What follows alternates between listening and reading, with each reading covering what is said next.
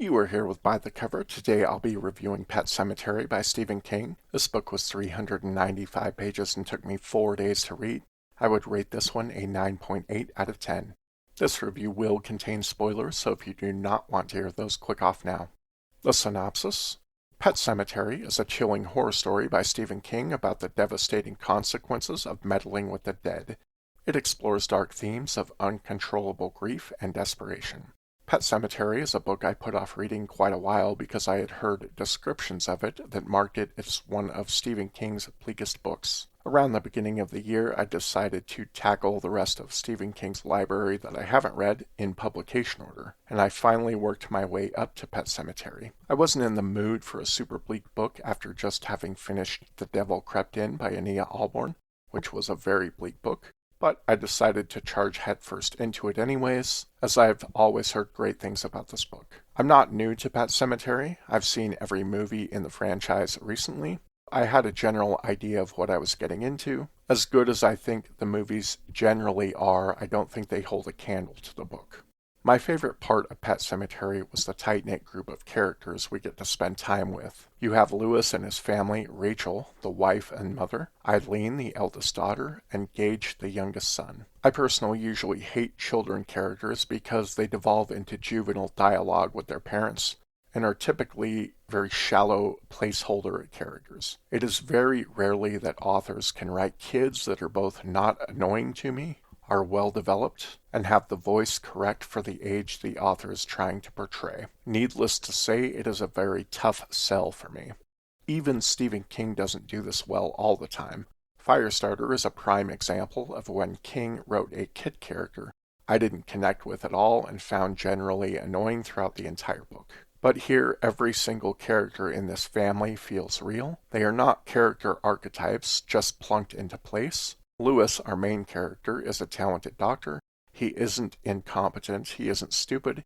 He generally cares about his family. He has some flare-ups of anger, but nothing too drastic. He's an all-around good, relatable guy. His wife Rachel did exhibit some annoying traits at the beginning of the book, which I didn't particularly enjoy, but as you go along in the story, there is actually reasoning behind her behavior. And after seeing that reasoning, I can't really blame her for the reactions she has in certain situations. It makes sense, and I relate more deeply to her character because I can see that there are things that happen to all of us in our past that affect our behavior as we get older. What was initially a negative at first eventually firmly cements me to being invested in her character. Eileen is the oldest child, and she is smart, observant, doesn't always come out and directly give answers when asked questions. In other words, she has personality. She also seems to have a touch of the shine, which is a great callback. She thinks her own thoughts, she has her own opinions, and King got the voicing of her correct. I loved her character. Then there is Gage. He is just learning to talk. I wasn't even annoyed with his character and even grew to love the little tyke as the story went along. All that is to say, I absolutely loved this family. Every single one of them was well developed, which allowed me to plant myself in their daily lives and care about what was going on.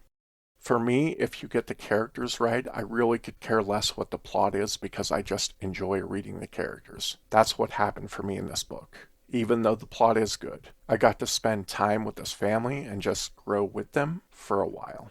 You also have the Crandalls, Judd being a father figure to Lewis. I loved Crandall's character as well. He has history in the town, he has manners. He's a nice guy trying to do the right thing. His wife is also a gem, though she is in the story less. These are the primary players in the story that we spend the most time with, and I love them all. Watching their relationships grow as the story progresses felt natural and very immersive.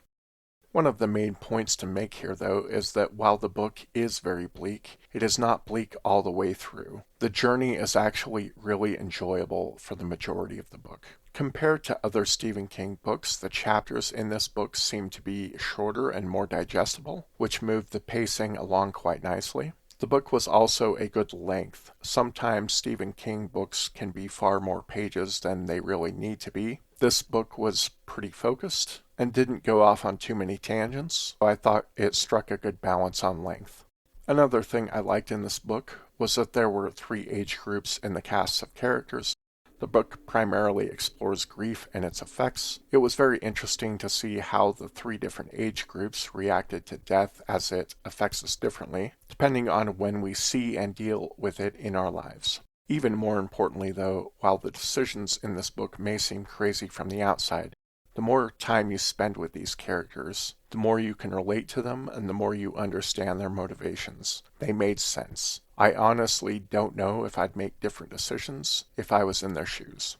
I think where the book shines over the movies is the sheer depth in which you are invested in the story, the history of these characters, and the time you get to spend with them. The atmosphere was done extremely well in this book, setting up a great location for the story to take place, having your slice of heaven right next door to hell. I really enjoyed several scenes in this book. The first trip that Judd took with the family to Pet Sematary was great. My favorite scene, though, was Lewis's time with Gage flying the kite. That scene is a contender for one of the greatest scenes from any book I've ever read. I enjoyed the depth of conversation and commentary when Rachel was relaying her history with her sister. I found things I could relate to in my own life. It was a reminder that I'm not alone in my own situation. I love that even some of the more unlikable characters in the book, like Rachel's parents, got some redemption and weren't just one-dimensional characters. The book was an expertly done look at grief and what we do for the ones we love. There isn't much that I can point out that I didn't like about the book. Only two small things come to mind. At one point in the book, Stephen King gives away events before they happen. This is something he commonly does that I dislike. I knew what happened anyway since I've seen the movie. It'd be nice, though, if Stephen King could just tell a story linearly. Lastly, I thought Lewis's trip back to the graveyard after the funeral went on for far too long and wasn't really necessary. Aside from those two small things, this was a beautifully written book. The plot was great, the pacing was great, the characters were awesome. The book connected with me on a deeper level. Just fantastic work. That's about it. We'll catch you later.